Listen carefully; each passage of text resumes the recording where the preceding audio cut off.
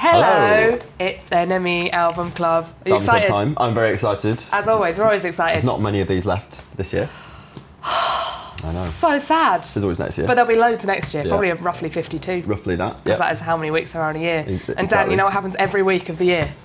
Album Club. People release albums. Right, yeah. And then as such... That's we're sort of the byproduct of that is we do this. Yeah. They started it and we just now, followed up. They're still releasing albums. They are still releasing albums. It's an odd time of year to release an album.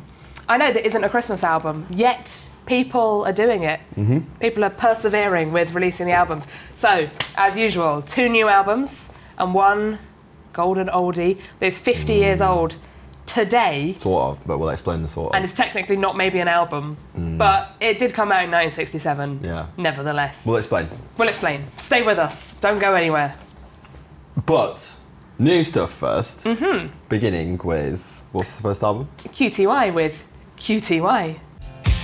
Empower corrupted, nothing that we held all besides ourselves.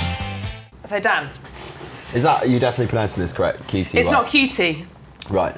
Or is it? That would be good, wouldn't it? QT. I think it could be. We always say in the office QTY, but I think it could be QT makes QT. more sense. We've done this wrong all... Who knows? Okay. If you're watching you two, because it's a duo, Dan and Alex, we could just call them Dan and Alex. Yeah. Because that's who they are. So QTY or QT, what we do know for definite is that they are from New York. They're two pals who met on the internet when they were teenagers, and then met IRL, which is the internet for in real life. Yeah. And they joined a band called Grand Rapids, and then they left that band and started up their own thing and released this mysteriously named thing. QTY. And this came out today on the label Dirty Hit, which is home to many greats. So Wolf Alice, 1975, Pale Waves, Japanese House. So Dirty Hit is becoming like the indie label to watch, isn't it? It's like Stock Aitken and Waterman, but for kind of modern indie pop factory. So the label was started by the 1975 and their manager, and they just kind of keep scooping up good stuff. So Wolf really good Alice stuff. Yeah, I love like Pale Waves and Japanese House, 2 of my modern faves. And QTY don't quite fit into that sound, because all those acts kind of sound quite similar. The 1975 and Pale Waves and Japanese House have that kind of 80s-ish pop cinematic thing going on. This is very much rooted in place rather than time. It's just a very New York... it's rooted in time. It's rooted in two times. Okay, yeah, right, 1960... One of them is 10 to 15 years ago, and one of them is about 20 years before that. No, well, there's a little bit of 60s in there. There's a little bit of 70s, a little bit of 80s. Let's be honest. Let's be honest. It sounds exactly like The Strokes. But The Strokes sounded exactly like the Velvet Underground and sounded exactly like Lou Reed, and it sounded exactly like Television, and exactly I'm getting like... slightly on my high horse here, because I just think... What's the point? Like, it sounds like The Strokes. It's like, I really like it. I really like it. But we've had it. We had that. It's been ages since The Strokes. It hasn't. It was like, they're still going. It sounds like loads of stuff I like. Is This It came out 16 years ago, which means if you are 18 years old, Is This It came out when you were 2. Clearly, I'm not 18 years like old. Your mum's music. You're sort of saying this isn't for me, aren't you? Maybe it's not for you, but it does sound dated, sure. But what bothers me is like that was a retro movement, like that whole thing in New York at the start of 2000s that went on till the mid 2000s was a retro movement where they went back and like explored the back catalogue of amazing stuff from New York. You're giving me that sort of shut up Dan thing. No. So it was a retro thing. So like there's lots of other stuff that you can go. I mean, wait till the classic starts, but there's loads of stuff that we could talk that they could go back and revisit, and it's like you're right. It just bothers me when you know what. That would be bad. Off-the-shelf nostalgia. It would be bad if the songs weren't so good. Yeah, right, okay. So this is what bothers me about it, because I'm conflicted, because it also is really great.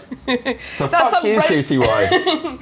Or QT. You've confused Dan, QTY. Confused me, because I'm against it in principle, but I like it in practice. So yeah, the opening song is Rodeo, which is great. It also sounds a bit like, there's even a little Kings bit... of Leon? Kiss, Alice Cooper-y kind of glammy. There isn't. It's trying to broaden all it the out. Strokes and the Velvet Underground. Sounds like a really good song off Is This It? Yeah. And then there's that, actually, you know what, the next one, which is called Dress Undress. That, melodically, is I Love LA by Randy Newman. Right, okay. So you're trying to broaden this out from New York to LA. It's not. Two it's not Randy happening. Newman It sounds songs from the late 1970s. Velvet Underground, The Strokes, Adam Green, Jonathan Richman, television. It's like this, but like I like all those things. Yeah, so you like this, don't you? I do like it. You're But just thinking, try harder. try something new. Yeah. But why bother if the songs are good? Well, all right, yeah. And, you know, despite that kind of New York sound, it was in fact recorded in London with Bernard Butler. You've just absolutely blown my mind, and probably some people at home as well, I would think. With Yeah. from Bernard Butler from Suede. Right, okay. It's a fact. There we are. I'm just giving you a little fact. So most of the songs' vocals are from Dan, and Alex sings on one song. That's another fact for you as well. Yeah. But yeah, Dan is the front man, and Alex does a little bit. What would you say singing. that Dan's vocals sound a bit like? Julian Casablancas Yeah. or Lou It's like, Reed. did they pick up Julian Casablancas' spare microphone with the funny thing on it? Like, You know what? Maybe they've never even heard of the Strokes. they definitely have heard of the Strokes. They've definitely heard of the Strokes. I don't know. But what this is nice, isn't it? I mean, the Strokes aren't really like what they used to be anyway, so it's nice to have a new band that's... Oh, look. Here they're hanging out in New York in the snow. I think the back of it is a black and white magic eye that when you do it, it's a picture of the Oh my Strokes. God, it's the Strokes. Is it though? Yeah. It's the cover of Is This It? The butt with the hand on it. Yeah, the hand, but... There we are. Just going to let you settle in there. Just move away. If you don't remember Magic Eye, then you won't be agreeing with me on any of this I'm saying anyway. Something else. Anyway, it's good, past but it's forever. annoying. So, how many Magic Eye pictures out of 5 Magic Eye pictures are you going to give it? I'm going to give it 3 Magic Eye pictures out of 5 wait a Magic minute, Eye 'cause pictures. I thought you were going to give it 4, and I was going to give it 3, and I was going to be the bad cop.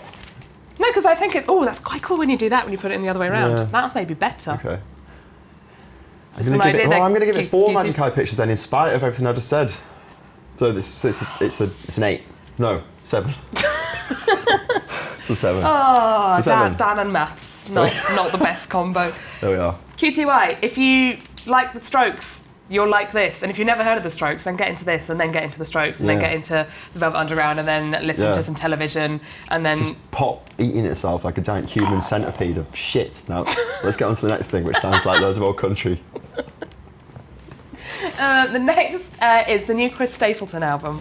I got love enough to spare that makes me. Who is it, Dan? I mean, you tell Well, me. if we were in America, Yeah. you would know exactly who this is, because this is Chris Stapleton, Mm-hmm. who is huge in American music at the moment, and American music is largely country music and music from Nashville. So he came from a coal mining family in Kentucky, Mm-hmm. and that's not even like a fake story to make him sound more country. He moved to... That's more normal over there, I isn't suppose it? so, yeah. Like, Yeah, I he suppose. comes from a customer service family from Milton Keynes. It's it's not that unusual. It's not, no. But he moved to Nashville in the year 2001, became a songwriter. Yeah. He was writing for other people like Kenny Chesney and Luke Bryan and all these people. Exactly, we could go round and round with this. But again, names that are huge in the States and have a kind of cult but limited following over here. Yeah. He was also in a bluegrass band, blah, blah, blah, blah, blah. He's doing that for like 15 years and then thinks, yeah, I'm pretty good at this songwriting thing. I was going to do a voice there, but I didn't. Pretty good job, Dan. Pretty good at this songwriting thing. I'm going to branch out on my own. So released his debut record in the year 2015. It was called Traveller.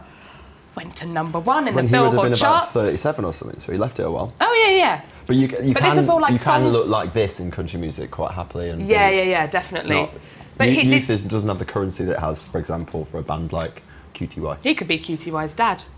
Maybe. Maybe he is. So anyway, he released this album called Traveller a couple of years ago. It went to number 1 in the charts. It won kind of best country American album at the charts, Grammys. or Yeah, the Billboard. The real ones or the country Billboard. music No, charts? the Right. actual Billboard Okay. top 200, as they have over here, rather than 100. He won like country music award for best album, best male, best newcomer. It's pretty good, like when you win like best newcomer and best male at the same time, isn't it? Mm-hmm. You're like, or it's the thin field. I don't know. everyone in America's a country singer, Dan. True. Remember. So that came out a few years ago. Then earlier this year we had From a Room, Volume 1. Yeah. And this is From a Room, Volume 2. Now, The Room is Nashville's RCA Studio A. That is the room that he recorded this in. It's quite short. It's only 9 tracks. It's about 30 minutes long. Right, and so this grumble is... on that. So I read about this. Sorry to interrupt. Yeah, that's fine. It wasn't meant to be 2 albums. They just wrote too much and then split it into 2. Yeah. So this is why it's only come out So don't about... come back to me with 9 tracks. Were you saying they should have just popped a pop to do some... Just like 2 more. Or one of those iTunes extended editions. I don't know. A cover version. Cheeky. Or something. He's just thinking, in fact, I think there are some cover versions he's thinking on here. give old Chris Stapleton a little pre-Christmas boost. Rather than doing a double album. Yeah. Like people used to do, like the White Album. Or similar. Not, as I said the other week, VFM, is it? It's poor VFM. Value for money. Right, okay. Sorry, didn't quite get that. But yeah, so the other part of this only came out a few months ago. I think that won some awards. So I wonder if this is going to win some awards. So if you don't know his sound, it's basically modern country with an old school twist. Okay. So he's ploughing into that whole kind of Waylon Jennings, Johnny Cash sound, but it is very catchy and very poppy at the same time. There's also some southern rock going on there as well, so kind of Allman Brothers stuff, a little bit of Kid Rock. Do you reckon? Every now and again. Ooh, right. Yeah, okay. just a touch. And again, this is the kind of stuff that goes down really well in the States. But again, over here, a kind of niche following, but definitely people are into it. I'm quite into it. I'm acting like I haven't listened to this. Of course, I've listened to it very deeply. You've done your research. And I think it's quite surprising that it's #1 in America because it isn't that kind of like glossy pop country stuff, is it? It's more on the like sort of real country, like old school stuff. Like you said, the outlaw country is. Yeah, but he's sort of balancing the line between the two. He's walking the line. He is so nice. You might say, because the melodies are quite kind of. Yeah. Sledgehammer, like this. It's obvious stuff, but there is that kind of husky. But it's not kind of like it's not overproduced, is it? It's like no. There's a lot of like new country is a bit overproduced. Exactly. Yeah, it's acoustic and stuff. So it's more towards that kind of Margot Price thing that's happening, that Jason Isbell, Nikki Lane stuff that's going on, and then you've got all the other kind of big, glossy country stuff, and he's sort of striding along down. I think over here a lot of people just see country and just go, ugh. But this actually, if you like Neil Young, maybe you probably like parts of this. There's a bit, like Southern Man. There's echoes of that. And what was it? Yeah, definitely Midnight like Train to Memphis reminded me a bit of that. And also like Creedence, Allman Brothers, Lynyrd Skynyrd. That kind of stuff is happening here. And there are acoustic songs on here. There's kind of ballady songs. There's kind of southern rocking, like that Midnight Train to Memphis song. It's about being in prison and hearing the train. Well, see, I think you could play a really good like country music drinking game with it as well, because you go every time he says like whiskey or women or about working a blue collar job. That's every song. You would be hammered by There's the end a song called Drunkard's Prayer on here as well, which is just like a pisshead talking to God. But that by the time you got to that song, your drunkard's prayer would be that please just stop him referring to country cliches so I can stop drinking. Exactly. Yeah. Just want a coffee now. Yeah. But having said all that, I thought it was really good, actually. It's good, isn't it? Yeah, I like it. I wouldn't have listened to it unless you'd said, to be honest. But, but there we are. How many beards out of... No. No. How many... Midnight Trains to Memphis. Are you going to give it out of 5? There's probably only one Midnight Train to Memphis from anywhere, but out of 5. Yeah, of course, because you couldn't get them all on the tracks at the same time, could you? They're leaving from different places, maybe. 4. Okay, I'm going to give it also a 4. Consensus is reached. Now, it's classic album time. Enough of this sort of new stuff that's actually all retro and from the past. What is the classic album, Something really old. It's Magical Mystery Tour by the Beatles. I say hi, you say no, you say why, and I say I don't know. Sort of a lie, isn't it? Because this was this is going to get really boring. Dan is a Beatles expert, so listen it was, to him. I wouldn't say expert. Just he knows a lot. A Beatles bore, maybe. Enthusiast. Well, we'll see. Okay. So this is actually a cheat doing this album because this came out last week, so it's not 50 years old this week. There was a British version which was 2 EPs. Yeah, and that came out December the 8th, 1967. That was to demonstrate that it was a gatefold. Yeah, EP. that was a lovely gatefold hand gesture. But anyway, I don't have that, but I do have this. In a special protective plastic sheath in a as well. It's quite. I won't be allowed to touch this. You can touch. You can smell it maybe if you. It's one of the ones that went mouldy, so don't get too deep. Oh, it's nice though. Yeah. Have smells of old men. It comes with. It's got a book. Oh. And. Oh. Anyway. I'm not allowed to touch that. So this was after Sgt. Pepper's. You can touch it.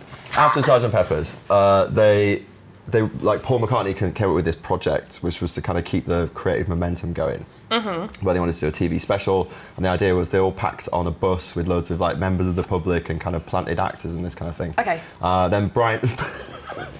Okay, Brian Epstein, our manager, died, and who was very close, especially to John Lennon. This kind of like tore the band apart. Yeah. But they still like had to do this filming, and Paul was like going, "No, let's keep on," and they could have really lost the momentum and just sort of. I did not know that. So whether you see this as kind of Paul being like all kind of Mr. Business, or whether him being kind of like rallying the band back together. Suffice to say, they did go on this bus tour and they did make a film, and it was absolute dog shit. But it's really bad. The film is mad, isn't It's it? so It makes poor. no sense. It's like unwatchable almost. What was the idea? Was there supposed to be a plot? I think it was the 60s, wasn't it? it? Like, I don't think anyone really scripted it. Were they as far as I taking can tell. drugs? Well, I think that's entirely possible, isn't it? But the bus was really cool, and I guess it means, look, there's bits of paper that's falling apart, isn't it? It's not long for this world. But It's half a century old. The thing is, there's like, actually the songs are really great. So like, it had as original tracks in it, Magical Mystery Tour, Good Fall on song. the Hill. Which I was reading up on this, and according to the Esquire magazine review at the time, they said Fall on the Hill is possibly the worst song the Beatles have ever recorded. Which is insane. Yeah, I mean, It's not their absolutely best, insane. They've I'm never gonna heard the song Mr. Moonlight from one of their earlier albums. Flying, which is sort of nonsense. Oh, really. well, I like Flying. That's like an instrumental, isn't it? Sort of, yeah, it's like a humming track. Like, Dan, one of the few Beatles songs to be equally written by all four Beatles, or to at least have equal credits. Oh yeah, you're right. Yeah, Lennon, McCartney, Harrison, Starr, Blue Not just Jay a pretty Way. face, So Dan. this album really was like. I'm sorry, I know. Just indulge me. So they were. At this point in time was when the Beatles' distinct personalities were coming through their songwriting. So Oh, who's the sporty one? So. Well, so like Paul McCartney obviously was like schmaltzy Beatles. So Okay. Fool on the Hill is kind of schmaltzy. Smaltzy Beatle. Blue Jay Way is just sort of George Harrison floating on the astral plane. Hippie Beatle. Yeah. Like psychedelic yeah. Beatle. And this is just a drone basically. I love that Blue Jay one. Way's in LA, isn't it? I think. Blue Jay Way, Yeah. is the name of a road in the Hollywood Hills, which is where he was staying Yeah. with some pals, writing some songs. Then here's sort of schmaltzy, nostalgic McCartney doing Your Mother Should Know, which is his kind of music hall number. I like that song. And then Lennon doing I Am the Walrus, which is sort of probably like peak genius psychedelic Lennon, isn't it? It's like so great. But anyway, and then the Americans got on their packaged album.